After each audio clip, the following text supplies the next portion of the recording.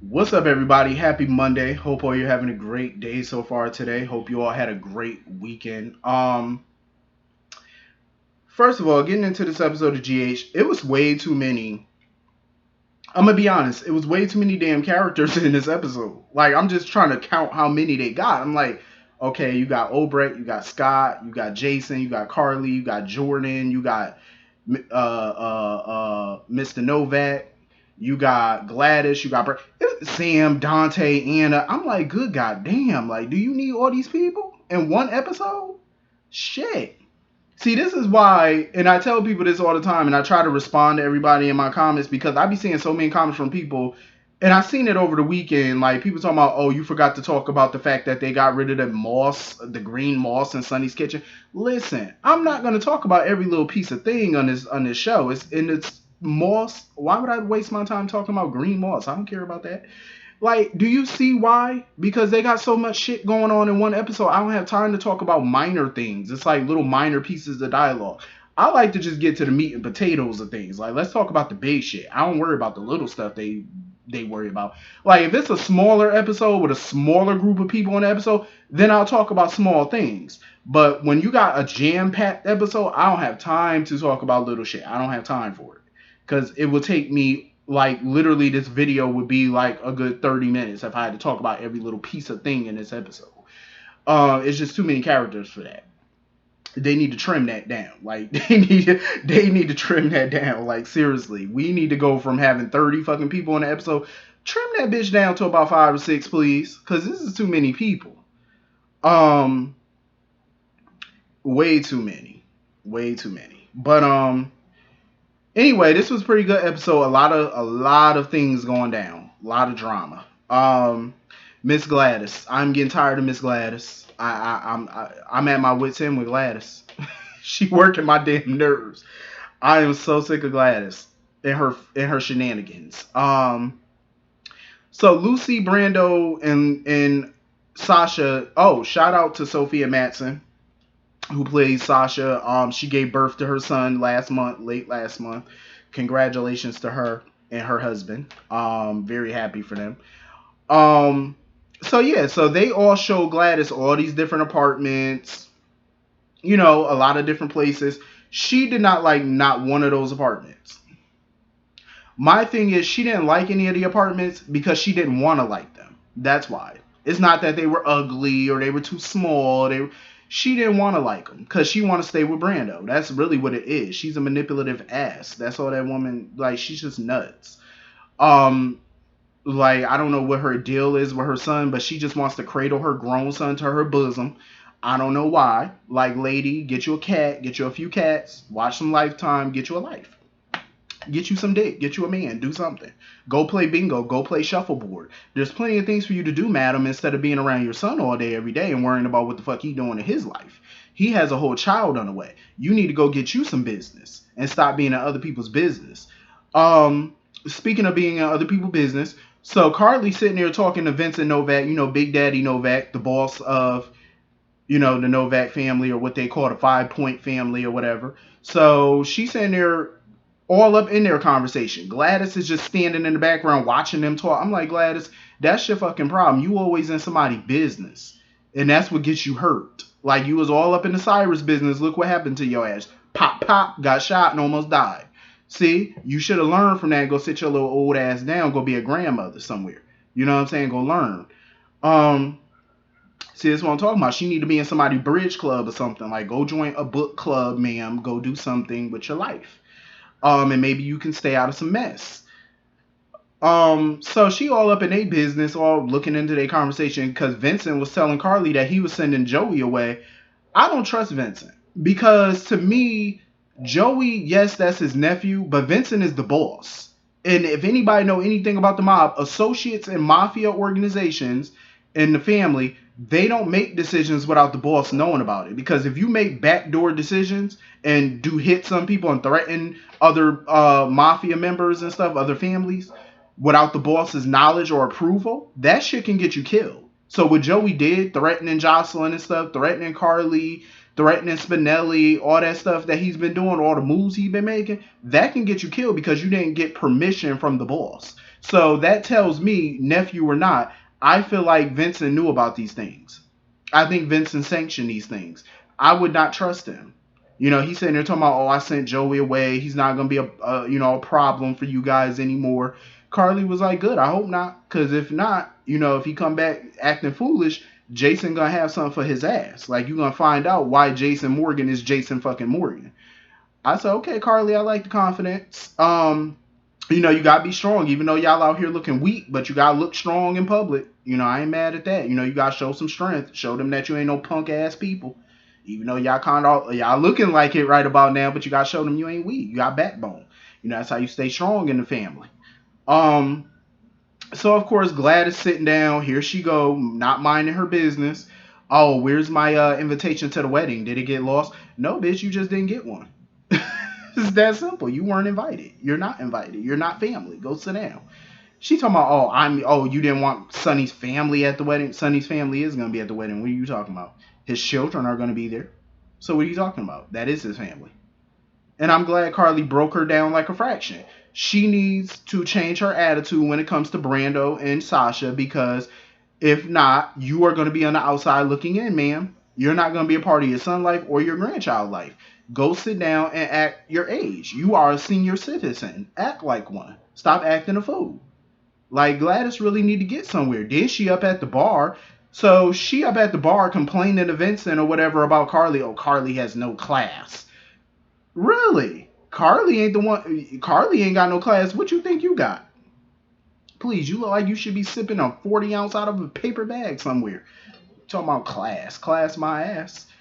So she finally decided to, take whatever apartment she could get at this point or whatever. Because she definitely listened to Carly's warning about Brando and Sasha, because you keep poking that beer. I'm telling you, that beer gonna bite your ass. Better get somewhere and get some sense, lady. So Brando and Sasha talking or whatever about the whole Corinthos family organization. And she basically letting him know, like, she's not trying to stop him from visiting his family or nothing. It's okay to visit the Corinthoses and be a part of the family, but family and business is separate. You know what I'm saying? But that's not always the case in the mafia. You know what I mean? Because even if you're a family member, business always kind of seeps its way through. It kind of mixes, So I don't know how they're gonna work that out. Something tells me Brando not gonna stay out the business for long. Like, he's not, because at this point, as long as Sonny's away, Jason gonna need some help. He gonna need somebody. He gonna need a shooter. Like, he gonna need some muscle. You know what I mean? Like, he's gonna need it, because I understand what people saying. Like, they feel like Jason can't do everything himself. Well, yes and no. But at some point, you are gonna need a right hand man, because every organization needs one. Every organization needs a second in command. Jason does not have one. And I don't count Carly as one, because she's not. But, he's going to need a right hand. And Brando right now fits the bill. I would just do something about Gladys, because something tell me she's going to get involved in this Novak business, because she's so desperate for, some money and have some type of clout in that town or whatever. I'm like, all right, you keep barking up that wrong tree, you're going to get your ass shot again. And this time you might not make it. So anyway, moving on from that, Sonny is demanding answers from Peter at this point. He wants to know, does Peter know who he is? Because he get that vibe from Peter that Peter know him. He know who he really is. Peter's sitting there talking about, yeah, I do. And he said, okay, so who am I? He was like, oh, I didn't mean it like that. He was like, I just know the type of guys Nina date and stuff. So, they starting to get a little tense. Things are getting heated a little bit. So, of course, Nina come up in there to shut it down and tell Peter to come outside or whatever. So she basically got her instructions from Obrecht about what to do. And she sent him on a wild goose chase, telling him that Anna and Valentine think that his baby is in St. Lucia or whatever. And Peter, of course, threatened her again. He was like, you better not be fucking lying to me. Because he said, trust, if you lying to me, your whole world about to blow up in your face. So for right now, Nina thinks that she's in the clear. Like, everything's good right now. She finally getting Peter off her back. I'm like, Nina, you are not in the clear. Things are not going to go your way, sweetie. Not this time around. You going to get busted. Like, if you think Obrecht plan is going to work, I mean, it has potential to work, but we all know Peter's a slippery son of a bee. He's bound to get out of this. So, you better have something else in the cards, so you better have another trick up your sleeve. Don't just hedge your bets on Obrecht. I'm just saying. Speaking of, so Lucy sitting there overhearing a conversation, acting a fool. She overheard about Scott and Obrecht or whatever being a couple. So she found Scott or whatever, and she done slapped him upside the head, slapping him all up in his face, talking about snap out of it, because she mad that he was Obrecht. Lucy, mind your business. Mind your business. You had your chance to be with Scott. You didn't take it. You didn't want it. So mind your business. He's happy. He's in love. You know, he found a woman who he genuinely enjoys her company, and I love them together. So skip your ass over there, mind your business, and leave these two, let them two be. Um, because Obrecht wanted, you know, Anna to keep an eye on Maxie and stuff while she was going on her little romantic getaway, and while they was on the jet and stuff, I was like, oh, y'all private. See, this is what I like. Older couples like this, they sit here flying private, sipping champagne. I said, I know that shit right. That's how I would want to be riding in style. You know what I'm saying? Private jet, champagne sipping. I said, that's what the fuck I'm talking about. I love that. I said, I want to know who paying for this, but I love it. Like, cause both of them act like they ain't had no coins before, so I'm like, all right, now who paying for all of this here? Private jet. I was like, all right. I was so mad though because now the damn plane got turbulence and the shit look like it's going down. I said, what the fuck? I said, who trying to kill y'all? I was like, damn, the plane about to go down and shit. They all up in danger and stuff. I said, nah, somebody need to come save Obrecht and Scott. Come rescue, search and rescue. Y'all need to come save them. So I said, oh, hell no. So anyway, Anna's sitting there talking to Carly or whatever, congratulating her on her engagement. Anna kind of pissed me off because she's sitting there trying to compare her and Robert to Jason and Carly. I said, no, no, no. There's no comparison. Y'all are not the same. Y'all relationships are very different. Like, I get the friendship part of it. That might be the same, but it's still different because I'm like, Anna's not all up in Robert's business about his dating life. Carly always was up in Jason's business about his romantic life. Anna could give a fuck who Robert date. Like, she genuinely don't care. Carly is always pressed about any woman that's in Jason's life. Always being snarky, giving some little attitude. Like, Anna, she don't do that with Robert. She just, you know, happy for him. She ain't like Anna want Robert because she don't. That was a long time ago. I think she still has love for him, like she still cared for him, but that romantic shit, please, Anna don't feel that way about him. Not for a long time.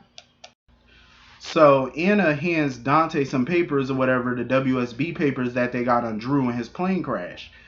They, you know, Anna already thinks that Peter is responsible for it, which he is. He's responsible.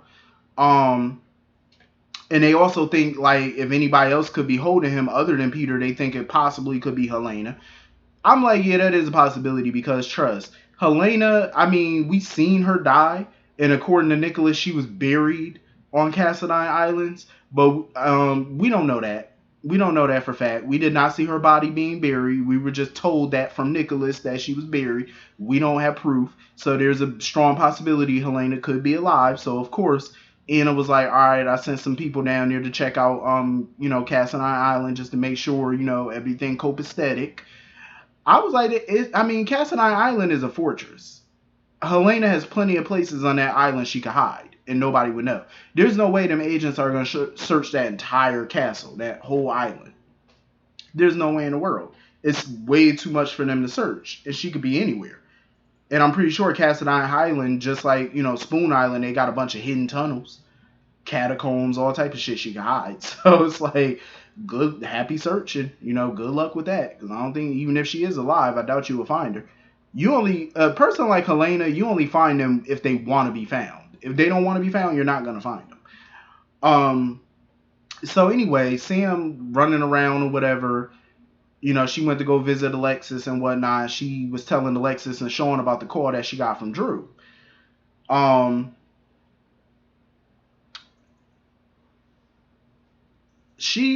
glad that, you know, she's looking into this. I really am. I'm happy that Sam is looking into this. I think that's good. And I think she's on to something. You know what I mean? So when Dante called her and was like, you know, we need to talk. I got some information. So he was looking through the folder, you know, all the paperwork for them crash and all that.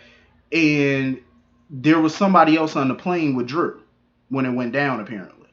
they don't know who was on the flight with him. They don't have that information. But they do know that it was paid for by the same company that apparently owned Crichton Clark. And if we remember correctly, Victor Cassadine was the director of Crichton Clark. He was pretty much in charge of the place. So maybe this is leading back to Victor. You never know. He was a part of grabbing Jason in the first place. He was a part of, grabbing Drew and all that stuff in the beginning. Him and Helena was working on that. So I think they're definitely onto something with that. I can't wait, though, to see all this unfold and see who's behind all of this and stuff. I think it's going to be amazing. I love a good Umbrella storyline. I think we're going to get some good action scenes from it, some kick-ass shooting and butt whipping going on. I can't wait to see it. I'm always here for it. Because I remember the Crichton Clark storyline 7 years ago, and that shit was exciting. It was fun. It was a lot of action at that clinic. A lot of shooting. Stavros was around. It was fun that time. That was a good time. So, hopefully we get something similar to that this time around. So anyway, Sean is, he's been thinking about letting go of this whole Hayden shooting thing, but it's something nagging at him, and he just can't let it go until he get the full facts. And I'm glad, Alexis is there to, to like be a shoulder for him to lean on, and she wants to help him, figure this thing out and piece it together. And he told Jordan, like he wanted to let it go, but I don't think he can because there's just so many answers, you know what I'm saying? Just so many, questions that need answers, and he just can't move on until he knows what the fuck happened. Who's responsible for this? What happened? How did he spend 5 years in prison? You know what I mean? Like, I don't blame him. It's dangerous because whoever is behind all of this, like the death of Naomi Dreyfus, whoever's behind her death, like they really are going out of their way to conceal this. Like they're showing like, hey, we don't need you digging around in this. Like basically sending a warning shot. Now, I hope that they're not rewriting this trying to say Nicholas had nothing to do with this or whatever, because I think that would be dumb. But it feels like somebody else is a part of this too, and it's not all Nicholas. Like something telling me they doing a quick little rewrite. So anyway, Jordan basically was telling Jason that Cyrus Renaud has been making threats. And he could be coming after, the Corinthos family and stuff like that. And she's trying to figure out who he could have hired to work for him or work with him on this. Jason was like, shit, I don't fucking know. Jason got so much going on. Cyrus is the furthest thing from his mind right now, but he got to keep a sharp eye. You know what I mean? Because shit is hitting the fan. He's getting it from all sides. You got the Novaks, the five families are losing faith in them. Business is just not doing good right now for them. And then on top of that, now you got to deal with Cyrus again. Like, this is just too damn much. Then you got to plan for this wedding. It's a lot on Jason's shoulders right now. It's like, I don't know how he's just not going insane at this moment. So anyway, Valentine is playing chess with the Quartermains right now. He is trying to play a chess game. He's really working overtime to try to get, Austin on his side, because just in case Austin get those shares, he's going to need Austin in place to vote for him.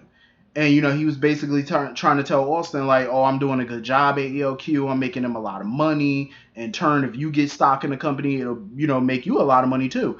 I like how Austin has his eyes wide open, because Austin was like, yeah, people could claim anything, but that doesn't mean that, he doesn't have good, that doesn't mean he has good intentions.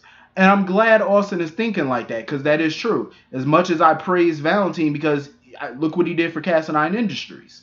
You know what I'm saying? Look what he did for that company. But it is true. What if he makes the company good or whatever, but then they vote him out and he try to sabotage them or whatever because he has working knowledge of the company. So he knows where they're weak. You know what I mean? That's not good. You know what I'm saying? So either way, it's like, what do which way do you go? It's going to be hard, but, you got to make the right decision for business. So anyway,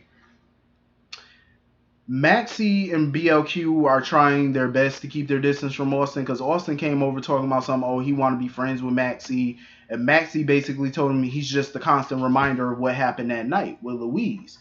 He apologized or whatever, but I think, BLQ and Maxie are just trying to keep him at arm's length right now, because they don't need him remembering something. If he's around them more and more, then it could jog a memory for him. But like I said, it's possible Austin remembers everything. It's very possible. that he been got those memories back from that night. So it's like you got to be real careful. But if he did, I mean, maybe he's just keeping quiet, or maybe he will keep quiet if he know the full extent of what the hell's going on. I don't know. It's hard to read Austin right now. Is he good? Is he bad? Is he gray? It's hard to read. You know, you don't know what he is. You know, opportunist. I don't see it. Money is clearly not his motivation, so you just never know with a person. You just gotta keep your eyes open.